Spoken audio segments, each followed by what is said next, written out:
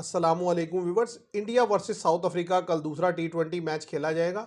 India को जब टी20 खेलते देखते हैं तो बिल्कुल ही एक वो डिफरेंट टीम नजर आती है और वाज़े तौर पर पता चलता है कि टी20 फॉर्मेट में वो बाकी टीम्स के अगेंस्ट जो है बहुत ज़्यादा आगे जा चुके हैं।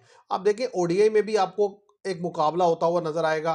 रेड बॉल क्रिकेट में इंडिया फंसा फंसा खेलता हुआ दिखाई देता है, लेकिन जब बात टी20 की आती है तो वाज़े तौर पर पता चलता है कि उनके पास टी20 स्पेशलिस्ट हैं और दुनिया में वो किसी भी जगह खेले, वो किसी भी टीम के अगेंस्ट खेलें वो उसको टफ टाइम देते हैं। आप देखें इवन ऑस्ट्रेलिया को उन्होंने ऑस्ट्रेलिया में टी20 सीरीज हरा दी।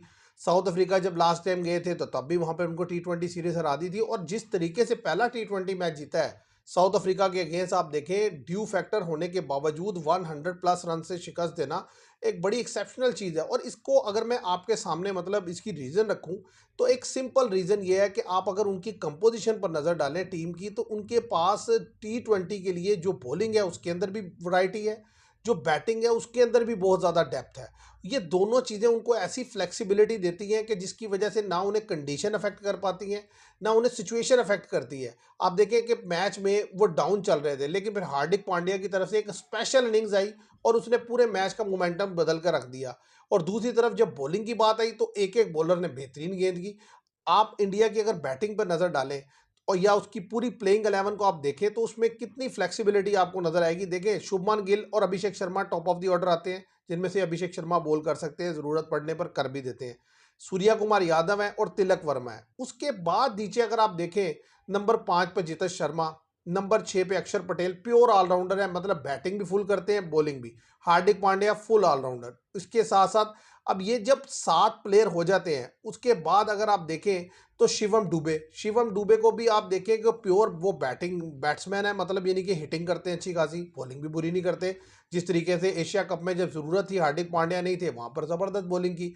अच्छा 9वें नंबर पर आप देखें कि वरुण चक्रवर्ती एक ऐसा की बॉलर है जो किसी भी सिचुएशन में विकेट निकाल के देता है। नंबर 10 पे जसप्रीत बुमराह और नंबर 11 पे अर्शदीप सिंह मैं समझता हूँ इस वक्त टी20 स्पेशलिस्ट माने जा रहे हैं कि उनसे ज्यादा बेहतर गेंद करने वाला इस टाइम टी20 में बहुत ही रेयर कोई बॉलर आपको मिलेगा। 100+ वो विकेट्स ले चुके हैं और नया गेंद भी अच्छा करते हैं, पुराना गेंद भी अच्छा करते हैं। तो आप अगर टीम पे नजर डालें इसमें बुमराह, अर्शदीप सिंह, हार्दिक पांड्या, शिवम दुबे, ये 4 लड़के ऐसे हैं जो बॉलिंग करते हैं, यानी कि मीडियम पेसर हैं 2 और 2 प्रॉपर पेसर हैं। अच्छा स्पिन डिपार्टमेंट में आ जाए तो अक्षर पटेल और वरुण चक्रवर्ती 2 हैं, जरूरत पड़ने पे अभिषेक शर्मा। अगर ट्रैक स्पिन ज्यादा हो तो कुलदीप यादव इन हो जाते हैं, कोई एक आधा लड़का बाहर चला जाता है। तो कहने की बात यह है कि 2 ही किस्म की कंडीशन आप दे सकते हैं, या स्पिन हो सकती है या फास्ट हो सकती है। तो वो हर तरह की सिचुएशन में एडजस्ट कर लेते हैं। तो अब साउथ अफ्रीका को अगर आप देखें, साउथ अफ्रीका नो डाउट अच्छी भली टीम खेल रही थी, डिकॉक खेल रहे थे, मिलर खेल रहे थे, ट्रिस्टन सब्स खेल रहे थे, तो लड़के बुरे नहीं थे। लेकिन इवन देन ब्रेविस थे। एक बड़े मार्जिन से डिफीट होने की सबसे बड़ी वजह यही है कि वो आते ही जिस तरीके से ऊपर से अर्शदीप सिंह विकेट निकालते हैं तो वो संभलने नहीं देते। और फिर एक के बाद एक बॉलर जो आता है, आप किसी को भी ये नहीं कह सकते कि इसके अगेंस्ट खेलना आसान है।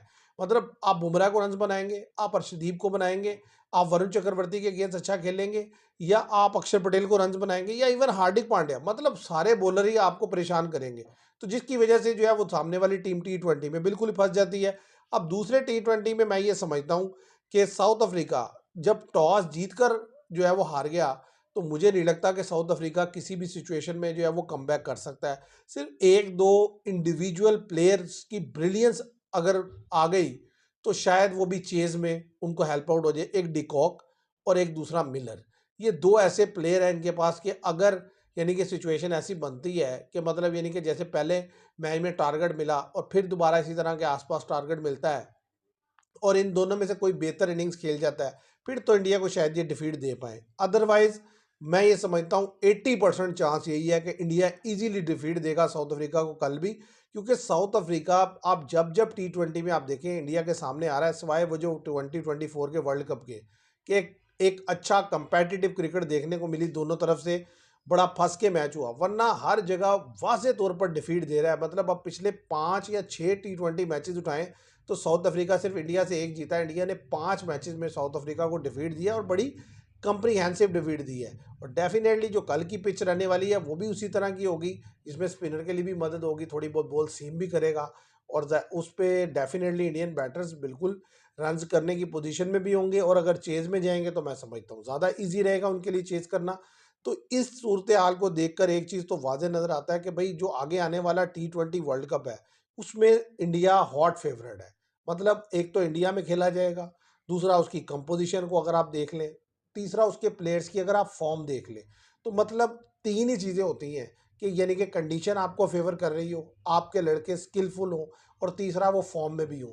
तो ये तीनों चीज़ें उनकी जो टीम में इस वक़्त मौजूद हैं। मैं ये समझता हूँ कि जो आने वाला T20 वर्ल्ड कप है, उसमें वाज़ेह तौर पर आपको नज़र आएगा कि इंडिया बाकी टीमों से 3 कदम आगे दिखाई देगा आपको। देखिए ऑस्ट्रेलिया ने 1-2 मैच उन्हें T20 में डिफीट दी, लेकिन ऑस्ट्रेलिया भी कंसिस्टेंट जो है परफॉर्म नहीं कर पाता। तो इसलिए आप ये तो कह सकते हैं कि नॉकआउट स्टेज पर जाकर कोई एक आधी ऑड गेम बुरी हो रह गई या लड़के परफॉर्म ना कर सके, इंडिया वहाँ मैच हार जाए, लेकिन कंसिस्टेंटली वो इजीली मारेगा। उसकी वजह ये है कि वो उन कंडीशंस को, चाहे वो श्रीलंका की कंडीशन हो, चाहे इंडिया की अपनी कंडीशन हो, दोनों उसे सूट करती हैं। और T20 में ना तो उसे कोई बहुत ज़्यादा फास्ट अफेक्ट करता है, इतना ज़्यादा ना स्पिनर ही अफेक्ट करता है, और यहाँ की जो विकेट्स होंगी वो उसके मतलब की होंगी। तो इसलिए मुझे लगता है कि इंडिया जो है ना बाकी टीम से बहुत आगे जा चुका है इस वक्त T20 की अगर बात की जाए। और साउथ अफ्रीका को अगर अपनी T20 टीम बेहतर करनी है तो सबसे पहले तो उनको ये देखना होगा कि कम से कम जो ओपनिंग स्लॉट पर लड़के आते हैं, ये ऊपर के 3 लड़के, उन्हें ये तो पता हो कि हमने क्रीज पर थोड़ा टाइम स्पेंड करके मैच को कैसे चलाना है। अब देखिए आपको पता है ड्यू फैक्टर आना है, लेकिन इवन देन आपके 3-4 लड़के जो हैं 40-50 रन के अंदर ही आउट हो जाते हैं, तो फिर बाकी आपने क्या खेलना है। तो ये प्रॉब्लम है। और इसके अलावा इतनी बड़ी बॉलिंग खिला रहे हैं कि मतलब स्पिनर इंडिया में आप जा रहे हैं और स्पिनर मतलब एक महाराज खेल रहा है। इसके अलावा आपके पास वो मेरा ख्याल है शायद फिरौरी गेंद करते हैं, अदरवाइज तो फास्ट ही खेल रहे थे। निगीडी को आप देखें, सिपामला को देखें, मार्को जैनसन को देखें, और कॉबिन बोस, मुझे लगता है कॉबिन बोस तो डेफिनेटली टीम का हिस्सा होना चाहिए, क्योंकि वो लड़का बॉल में भी बेहतर बो करता है और बैटिंग से भी डिलीवर करता है। ओडीआई में भी उसने किया, उसे आप यानी कि T20 में देंगे मौका, वो वहाँ भी गेंद करके दिखाएगा, बैटिंग करके दिखाएगा। और इसके साथ साथ मैं समझता हूँ कि एक स्पिनर प्रॉपर खेलना चाहिए, क्योंकि स्पिन ट्रैक पे स्पिनर फिर भी कुछ ना कुछ प्रॉब्लम कर सकता है। फास्ट को जब रन्स बननी शुरू होती है तो फिर तो कोई हिसाब रहता ही नहीं। आप देखें कि हार्दिक पांड्या ने जिस बेदर्दी से मारा है, एक्सेप्शनल बैटिंग की है उन्होंने। तो इस लिहाज से मैं समझता हूँ कि कल का मैच भी एक वन साइडेड गेम होता हुआ मुझे दिखाई दे रहा है। साउथ अफ्रीका जिस तरीके से टेस्ट में कंपेटिटिव क्रिकेट खेलता हुआ दिखाई दिया, इवन वनडे में मैं कह सकता हूँ बेहतर क्रिकेट खेलता हुआ दिखाई दिया, T20 में बिल्कुल ही जो है वो ऐसा लग रहा है कि यानी कि इंडिया और उसका कोई मुकाबला ही नहीं है। अब देखते हैं कल क्या होता है। आज के लिए इतने, थैंक यू वेरी मच।